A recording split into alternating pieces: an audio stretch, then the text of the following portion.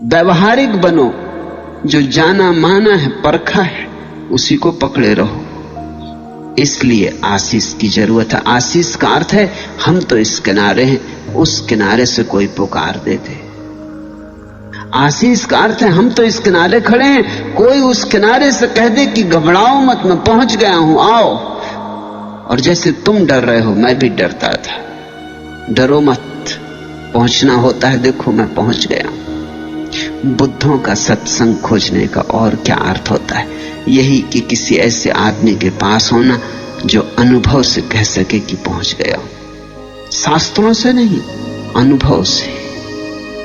जो गवाह हो, जो साक्षी हो, जो ये ना कहे कि मैं परमात्मा को मानता हूं, जो कहे मैं जानता हूं। जो इतना ही ना कहे जानता हूं, बल्कि कहे कि मैं हूं।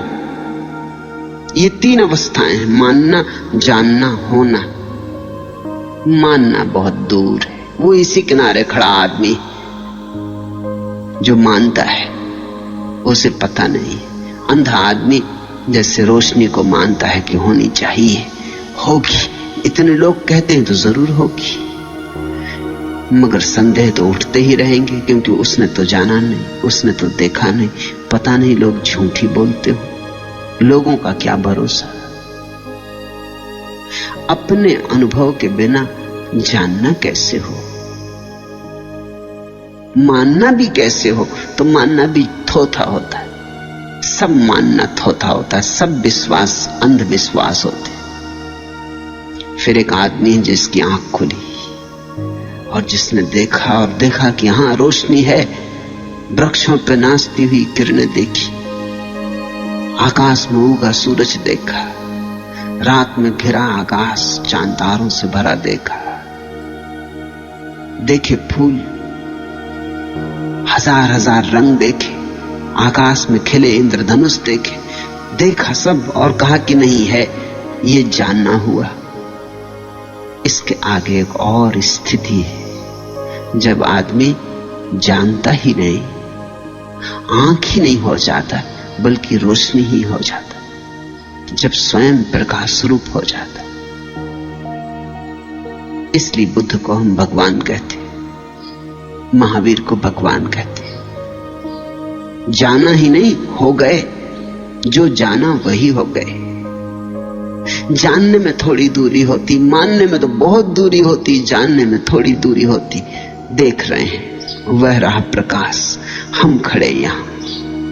फिर धीरे धीरे दूरी मिटती जाती, मिटती जाती, और जो जाना जा रहा है और जो जानने वाला एक ही हो जाता है। ज्ञाता और ज्ञेय का भेद गिर जाता है, वही परम ज्ञान है। ऐसे किसी व्यक्ति का आशीष मिल जाए तो तुम्हारे भीतर उत्साह और उमंग भर जाती, श्रद्धा का सूत्रपात होता, संवेग पैदा होता है। कोई पहुंच गया है तो हम भी पहुंच सकते हैं, कोई पहुंच गया है तो दूसरा किनारा है। इसलिए आशीष मांगने आए थे। बुद्ध जिस कुटी में रहते थे उसका नाम था गंध कुटी। बुद्ध की सुगंध के कारण एक सुवास है आत्मा की। जैसे फूल जब खिलते हैं तो एक सुवास होती, कागज के फूलों में नहीं होती। कागज के फूल कभी खिलते ही नहीं,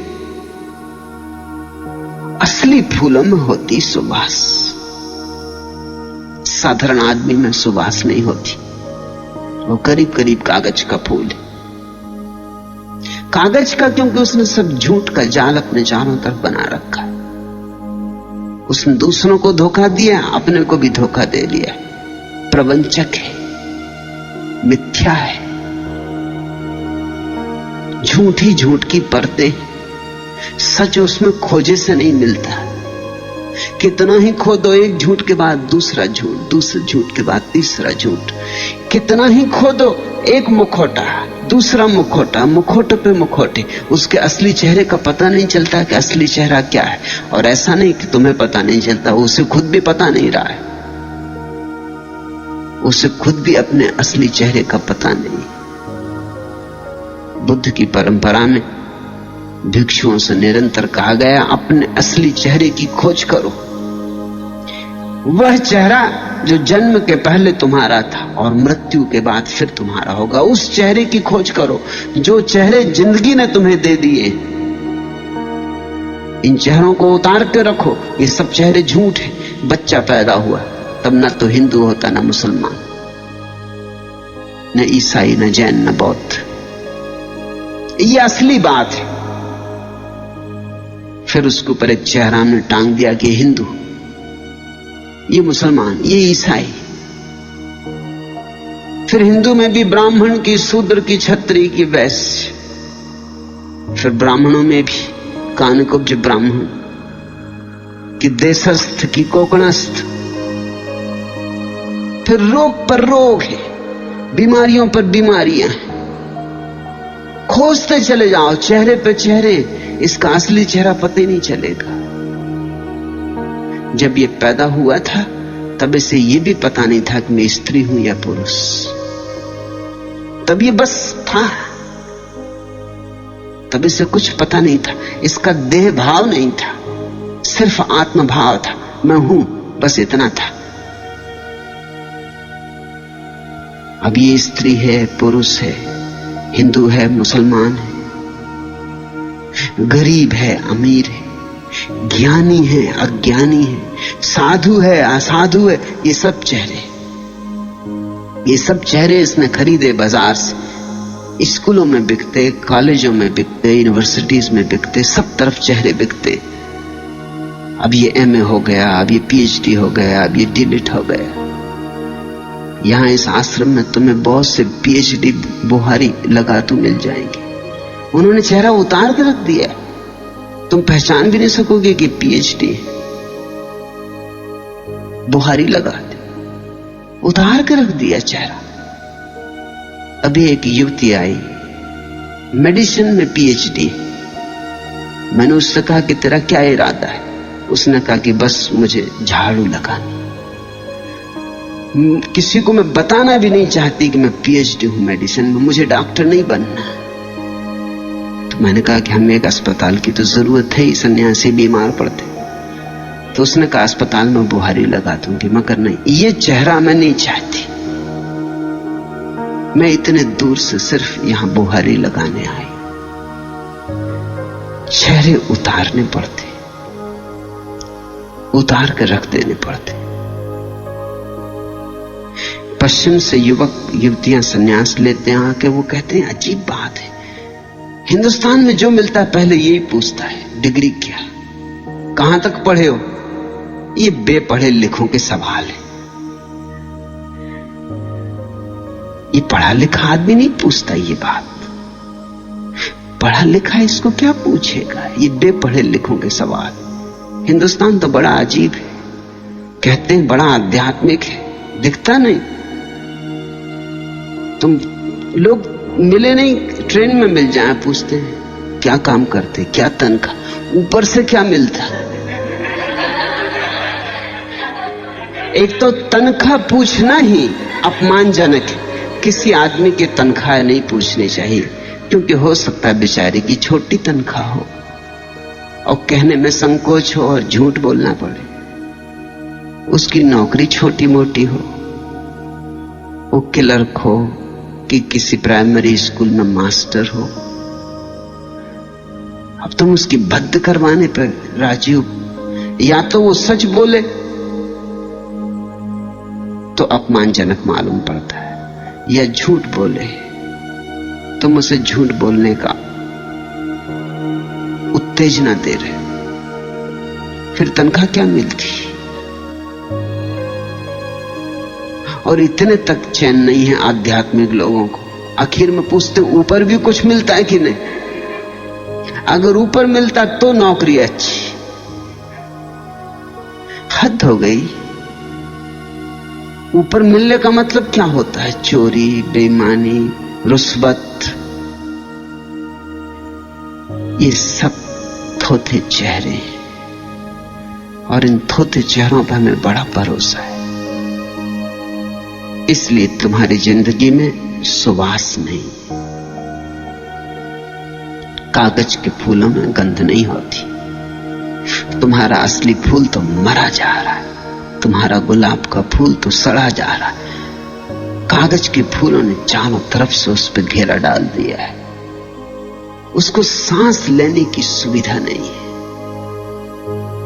तुम्हारे गुलाब के फूल को अवसर नहीं है कि वो सांस ले ले, कि रोशनी में उठ जाए, कि पखरियां खोल दे। जगह नहीं है, अवकाश नहीं, सब स्थान कागज के फूलों ने भर दिया है। बुद्ध में गंध होती, क्योंकि बुद्ध के सब कागज फूल गिरा दिए गए, जला दिए गए। बुद्ध का अर्थ होता है जिसने अपने असली चेहरे को पा लिया। अब जो फिर वैसा हो गया जैसा निर्दोष बच्चा होता है, पहले दिन का बच्चा होता है, सिर्फ है, न कोई परिभाषा, न कोई सीमा, असीम हो गया। फिर इस सरलता में सुगंध है, सुवास है। सरलता के अतिरिक्त और कहीं सुवास नहीं। इस सहजता में सुगंध है। इसलिए बुद्ध की कोठी का नाम था गंध कोठी। वहां फूल खिला था, मनुष्यता का फूल। याद रखना, तुम भी फूल हो, चाहे अभी कली में दबे हो, या हो सकता है अभी कली भी पैदा न हुई, अभी वृक्षों की किसी शाखा में दबे हो, या हो सकता है अभी वृक्ष भी पैदा ना हुआ हो, किसी बीज में पड़े हो, मगर तुम भी फूल हो। और अपनी सुगंध को खोजना है, और अपनी सुगंध को मुखर करना है, अपनी सुगंध को प्रकट करना है, अभिव्यंजना देनी। जो गीत तुम्हारे भीतर पड़ा है उसे गाया जाना है, और जो नाच तुम्हारे भीतर पड़ा है उसे नाचा जाना है। नाचोगे, गाओगे, खिलोगे तो ही परितृप्ति है। उस परितृप्ति में ही, उस संतोष में ही एक सुगंध है जो इन नासापुटों से नहीं पहचानी जाती। उसे पहचानने के लिए भी और नासापुट चाहिए। जैसे भीतर की आंख होती है, ऐसे भीतर के नासापुट भी होते।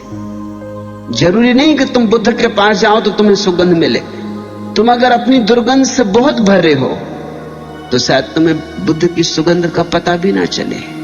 तुम अगर अपने शोरगुल से बहुत भरे हो तो तुम्हें बुद्ध का शून्य और संगीत कैसे सुनाई पड़ेगा।